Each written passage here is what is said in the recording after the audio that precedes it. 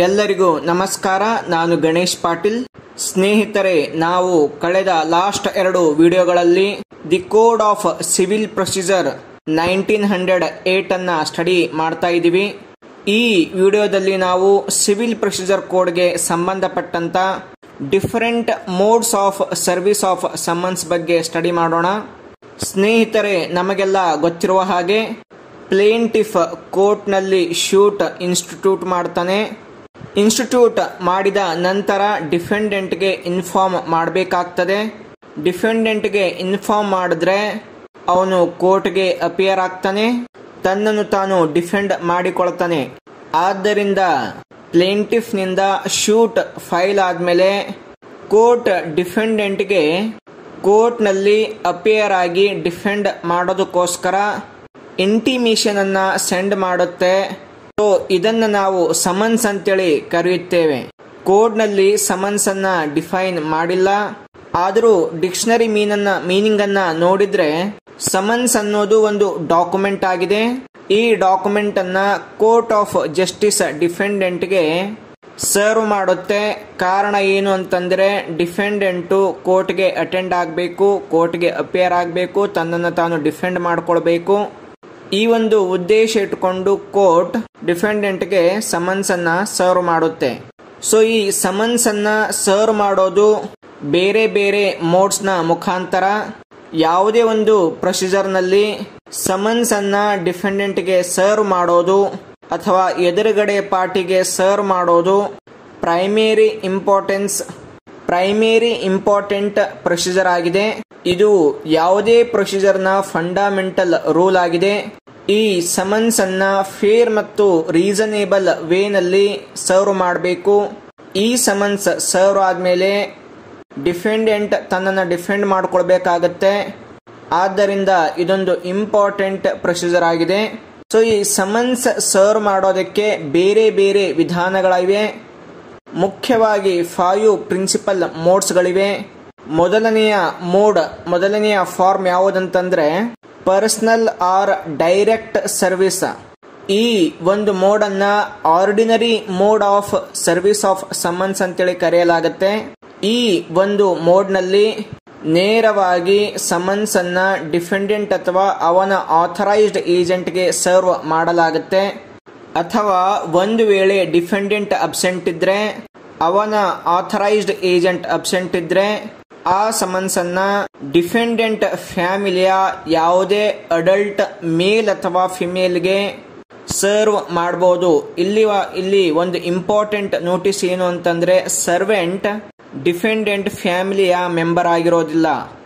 ಅಥವಾ ಯಾವುದೇ ಬಿಸ್ನೆಸ್ಗೆ ಸಂಬಂಧಪಟ್ಟಂತಹ ಶೂಟ್ ಆಗಿದ್ರೆ ಆಗ ಡಿಫೆಂಡೆಂಟ್ ಮತ್ತು ಆಥರೈಸ್ಡ್ ಏಜೆಂಟ್ ಅಬ್ಸೆಂಟ್ ಇದ್ರೆ ಆ ಬಿಸ್ನೆಸ್ಗೆ ಸಂಬಂಧಪಟ್ಟಂತಹ ಮ್ಯಾನೇಜರ್ ಅಥವಾ ಎನಿ ಏಜೆಂಟ್ಗೆ ಅದನ್ನ ಸರ್ವ್ ಮಾಡಬಹುದು. ಅಥವಾ ಇಮ್ಮೂವೇಬಲ್ ಪ್ರಾಪರ್ಟಿಗೆ ಸಂಬಂಧಪಟ್ಟಂತಹ ಶೂಟ್ ಆಗಿದ್ರೆ ಆ ಒಂದು ಸ್ಥಳದಲ್ಲಿ ಡಿಫೆಂಡೆಂಟ್ ಮತ್ತು ಆಥರೈಸ್ಡ್ ಏಜೆಂಟ್ ಅಬ್ಸೆಂಟ್ ಇದ್ರೆ ಆ ಇಮ್ಮೂವೇಬಲ್ ಪ್ರಾಪರ್ಟಿಯನ್ನು ನೋಡಿಕೊಳ್ಳುವಂತಹ ಯಾವುದೇ ಒಂದು ಏಜೆಂಟ್ಗೆ ಆ ಸಮನ್ಸ್ ಅನ್ನ ಸರ್ವ್ ಮಾಡಬಹುದು. ನೆಕ್ಸ್ಟ್ 2 ಅಥವಾ 2ಕ್ಕಿಂತ ಹೆಚ್ಚು ಡಿಫೆಂಡೆಂಟ್ಸ್ ಇದ್ರೆ ಸಮನ್ಸ್ ಅನ್ನ ಈಚ್ ಡಿಫೆಂಡೆಂಟ್ಗೆ ಸಪರೇಟ್ ಆಗಿ ಸರ್ವ್ ಮಾಡಬೇಕಾಗತ್ತೆ. ನೆಕ್ಸ್ಟ್ 2ನೇ ಮೋಡ್ ಬರುವಂತದ್ದು ಸರ್ವಿಸ್ ಬೈ ಕೋರ್ಟ್.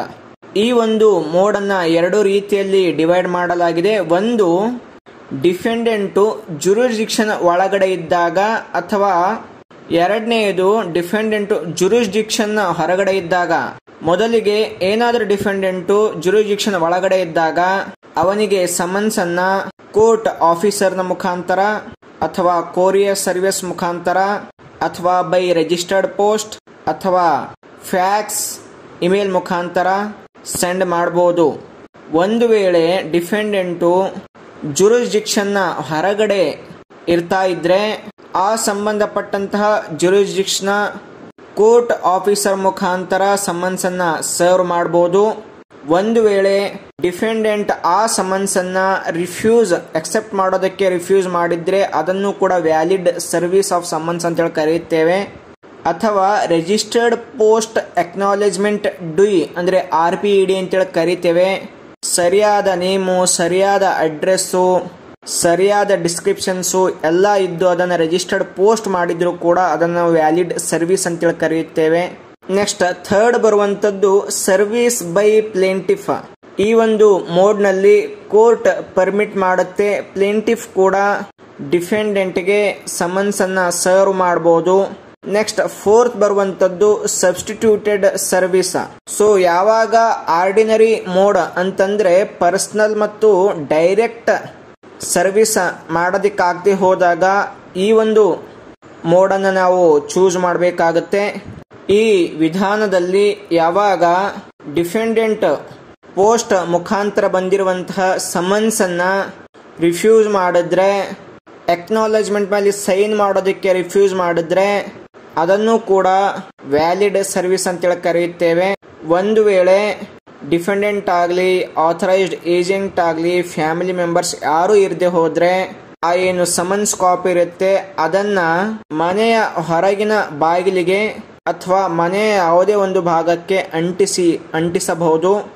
ಇದರಲ್ಲಿ ಇದೇ ವಿಧಾನದಲ್ಲಿ ಒಂದು ವೇಳೆ ಉದ್ದೇಶಪೂರ್ವಕವಾಗಿ ಡಿಫೆಂಡೆಂಟು ಸಮನ್ಸ್ ಅನ್ನ ಅವಾಯ್ಡ್ ಮಾಡಿದ್ರೆ ಆ ಒಂದು ಸಮನ್ಸ್ ಕಾಪಿಯನ್ನ ಮನೆ ಆಗ್ಲಿ ಅಥವಾ ಕೋರ್ಟ್ ಆಗ್ಲಿ ಒಂದು ಕಾನ್ಸ್ಪಿಕ್ಯೂವಸ್ ನ ಪ್ಲೇಸ್ ನಲ್ಲಿ ಅದನ್ನ ಅಂಟಿಸಬಹುದು. ಇಲ್ಲ ಅಂತಂದ್ರೆ ಡೈಲಿ ನ್ಯೂಸ್ ಪೇಪರ್ ನಲ್ಲಿ ಅಡ್ವರ್ಟೈಸ್ಮೆಂಟ್ ಅನ್ನ ಕೊಡಬಹುದು. ಆ ಡೈಲಿ ನ್ಯೂಸ್ ಪೇಪರ್ ಡಿಫೆಂಡೆಂಟ್ ನ ರೆಸಿಡೆನ್ಸ್ ಇರುವಂತಹ ಒಂದು ಜ್ಯುರಿಡಿಕ್ಷನ್ ನಲ್ಲೇ ಇರುವಂತಹ ನ್ಯೂಸ್ ಪೇಪರ್ ಆಗಿರಬೇಕು. ನೆಕ್ಸ್ಟ್ ಫಿಫ್ತ್ ಮೋಡ್ ಆಗಿರುವಂತದ್ದು ಸರ್ವಿಸ್ ಬೈ ಪೋಸ್ಟ್.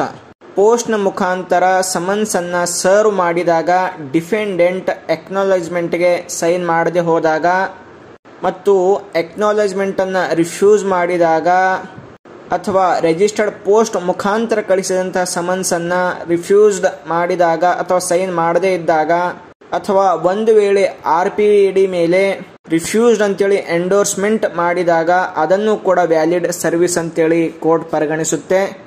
ಸೊ ಸ್ನೇಹಿತರೆ, ಈ ರೀತಿಯಾಗಿ ಕೋರ್ಟ್ ಡಿಫೆಂಡೆಂಟ್ಗೆ ಸಮನ್ಸ್ ಅನ್ನ ಸರ್ವ್ ಮಾಡುತ್ತೆ. ಈ ಬೇರೆ ಬೇರೆ ವಿಧಾನಗಳನ್ನು ಉಪಯೋಗಿಸುತ್ತೆ. ಸ್ನೇಹಿತರೆ, ನೆಕ್ಸ್ಟ್ ವಿಡಿಯೋದಲ್ಲಿ ನಾವು ಇನ್ನೊಂದು ಟಾಪಿಕ್ ಬಗ್ಗೆ ಡಿಸ್ಕಸ್ ಮಾಡೋಣ. ಎಲ್ಲರಿಗೂ ನಮಸ್ಕಾರ.